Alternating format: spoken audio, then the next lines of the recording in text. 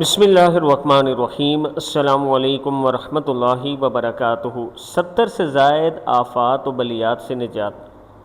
چھوٹی سی دعا کلمہ توحید لا الہ الا ہوا کا ذکر قرآن کریم میں کم و بیش 37 بار ہوا ہے۔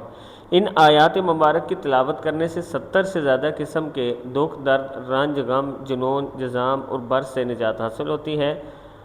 دوران ہر خوف اور تکلیف سے امان حاصل ہوتا ہے۔ نماز فجر کے بعد ان آیات مبارک کی تلاوت کرنے والوں کا دل شقاوت اور نفاق سے پاک ہو جاتا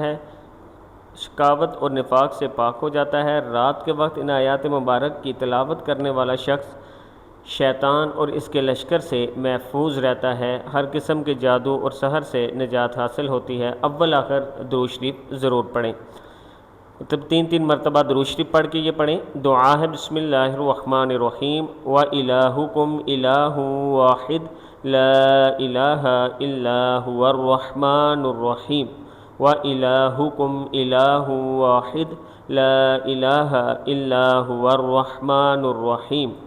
دوسری دعا بسم اللہ الرحمن الرحیم اللہ لا الہ الا هو الحی القیوم لا تأخذہ سنۃ ولا نوم لہ ما فی السماوات وما فی الارض من ذا الذی یشفع عندہ الا بإذنہ یعلم ما بین ایدیہم وما خلفہم ولا یحیطون بشیء من علمہ الا بما شاء وسع کرسیہ السماوات والارض ولا یعودہ حفظہما وہو العلی العظیم۔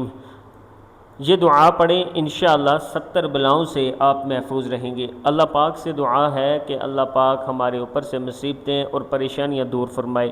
کمنٹ سیکشن میں آمین ضرور لکھنا ہے۔